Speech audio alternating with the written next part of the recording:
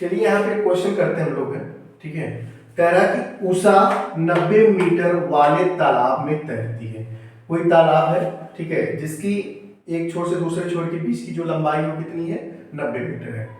कह रहा है कि वह एक सिरे से दूसरे सिरे तक सरल रेखीय पथ पर जाती है तथा वापस आती है।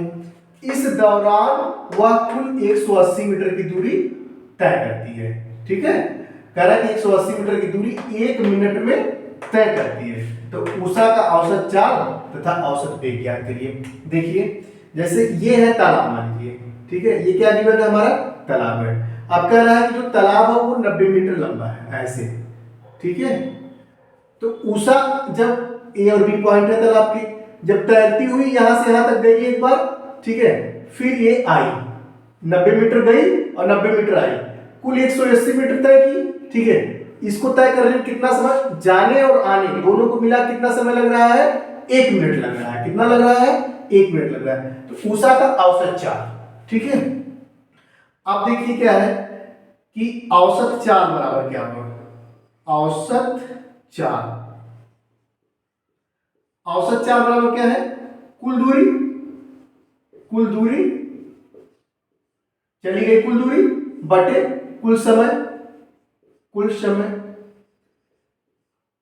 ठीक है। अब उषा यहां से यहां तक गई 90 मीटर और यहां से यहां तक आई 90 मीटर, कुल दूरी उसने कितना तय किया, 180 मीटर। कितना तय किया, 180 मीटर। और कितना समय लिया उसने, कुल समय कितना लिया जाने और आने में, वो लिया 1 मिनट। 1 मिनट मतलब 60 सेकेंड, 60 सेकेंड। 1 मिनट का मतलब कितना, 60 सेकेंड, ठीक है। तो इसको ऐसे काट दो, 6 त्रिक 18, ठीक है, एक हुआ ना, 0 0 कैसे, 6 त्रिक 18। तो इसकी औसत चाल जो है वो कितनी आ गई, औसत चाल 3 मीटर पर सेकेंड, ठीक है। उषा की जो औसत चाल थी वो कितनी आ गई, 3 मीटर पर सेकेंड आ गई। अब कह रहा है उसका औसत वेग ज्ञात कीजिए, ठीक है। चलिए औसत वेग, क्या, औसत वेग, ठीक है।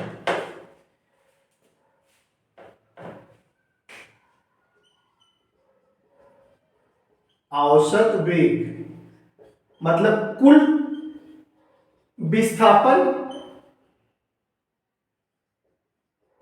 कुल विस्थापन बटे कुल समय, ठीक है। औसत वेग बराबर क्या होगा, कुल विस्थापन बटे कुल समय, ठीक है।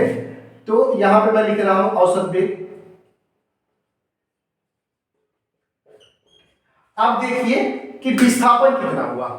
उषा इसी ए पॉइंट से चली यहां पे और फिर यहीं पे आ गई, तो विस्थापन कितना हो जाएगा, 0 हो जाएगा, क्योंकि विस्थापन बराबर क्या होता है, ठीक है, विस्थापन बराबर होता है final point minus initial point. अब इसका दोनों पॉइंट एक ही हो गया, फाइनल पॉइंट भी यही हो गया और इनिशियल पॉइंट भी यही हो गया, तो इसका विस्थापन कितना हो जाएगा, 0 हो जाएगा, क्योंकि ये यहीं से गई और यहीं वापस आ गई। तो इसका औसत विस्थापन कितना हो जाएगा, इसका विस्थापन कितना हो जाएगा, 0 हो जाएगा, क्योंकि ये यहीं से गई और फिर यहीं आ गई, तो विस्थापन कितना हो जाएगा इस केस में, 0 हो जाएगा। तो औसत वेग क्या हो जाएगा, कुल विस्थापन इसका 0 बटे समय कितना लग रहा है, 1 मिनट मतलब 60 सेकेंड, ठीक है। तो कितना आ गया इसका औसत वेग, आ गया 0 मीटर पर सेकेंड।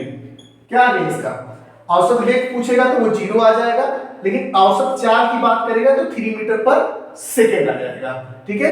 समझ में आ गया कैसे विस्थापन 0 हो रहा है, क्योंकि उषा इसी पॉइंट से चली, ठीक, ए से चली बी, ठीक है, और बी से फिर ए पे ही आ गई, ठीक है। इसलिए इसका इनिशियल पॉइंट और फाइनल पॉइंट मतलब प्रारंभिक बिंदु और अंतिम बिंदु दोनों एक ही है, इसलिए इसका विस्थापन क्या हो जाएगा, 0 हो जाएगा। अगर इसी में रहता कि उषा ए से बी तक गई, अब बताइए क्या होगा, तो इस केस में विस्थापन कितना हो जाता, इस केस में विस्थापन उसका हो जाता 90 मीटर, इस केस में कितना विस्थापन हो जाता, 90 मीटर हो जाता, ठीक है। आई होप बहुत अच्छे से आपको समझ में आ गया होगा।